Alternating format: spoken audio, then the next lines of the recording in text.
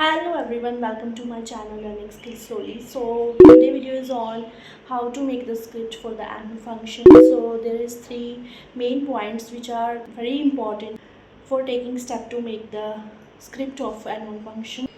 The first one is the opening lines, the second one is the content, and the third one is the closing lines.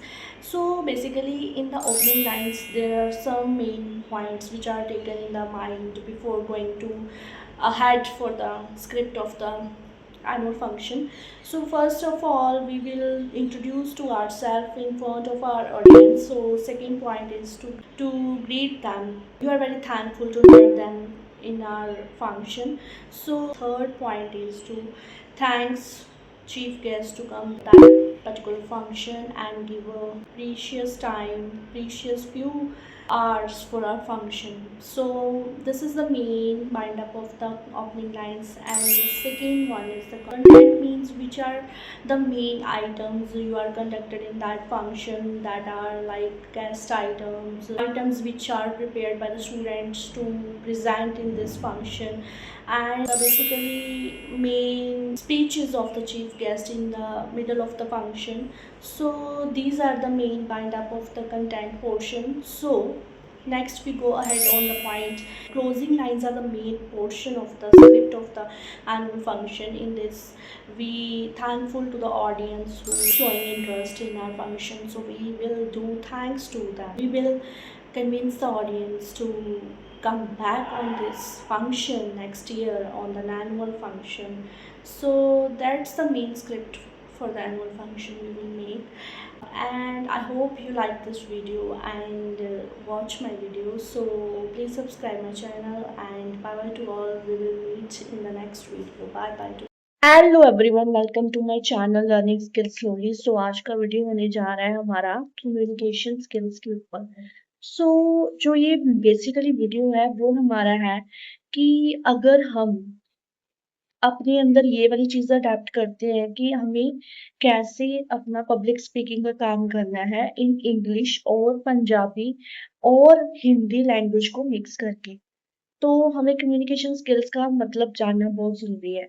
Communication skills क्या होता है कि अगर आप किसी की वर्डिंग को समझ रहे हैं, तो आप उनके इमोशंस और उनकी वैल्यूज़ को समझ के उनको रिस्पॉन्ड भी कर रहे हैं।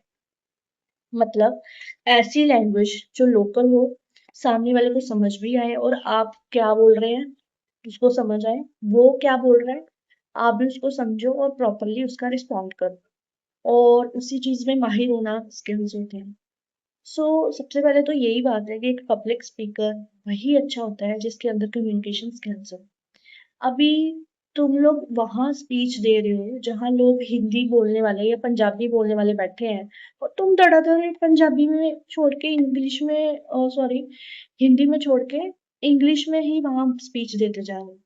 तो ये तो अंडरस्टैंडिंग आपकी खुद की होनी चाहिए कि अगर आप इंग्लिश में बोलते जा रहे हो तो वो बेचारों को क्या ही समझ में आएगा, वो तो सर के ऊपर से ही निकलेगा ना। तो इसमें ये नहीं है कि तुम खुद को प्रूव कर रहे हो कि तुम्हें इंग्लिश बहुत अच्छी आती है दैट्स ग्रेट, बट इसका मतलब ये नहीं है कि तुम ऐसे उनके साथ बात करो कि वो बंदे इतना डिसकंफर्टेबल फील करे, कि वो बंदे इतना अनकंफर्टेबल फील करें कि वो सोचे कि हाँ पर्सनालिटी तो अच्छी है बंदे की, काफी इसके अंदर स्किल्स है इंग्लिश बोलने के, काफी अच्छा स्पीकर लेके आए हैं, लेकिन क्या फायदा हमारे लिए, हमें तो कुछ समझ ही नहीं आ रहा। तो एक अच्छे स्पीकर का यही मतलब होता है, पब्लिक स्पीकर का, कि वो सामने वाले के साथ ऐसे इंटरेक्शन करे कि उसको भी समझ में आए और वहाँ एक अच्छा सा एनवायरनमेंट भी बना रहे, ना कि ये कि वो खुद ही बोलता जाए और सामने वाले को कुछ समझ भी ना आए। कम्युनिकेशन स्किल्स का मतलब यही होता है कि आप एक अच्छे कम्युनिकेटर भी होने चाहिए। अगर वो पंजाबी बोल रहे हैं, समझ रहे हैं, तो वैसे ही बोलने का ट्राई कीजिए। 2-3 लैंग्वेज को मिक्सअप कीजिए। ऐसी और वीडियोस डालने के लिए मेरे साथ बने रहिए। आज के लिए बस इतना ही। Bye bye to all.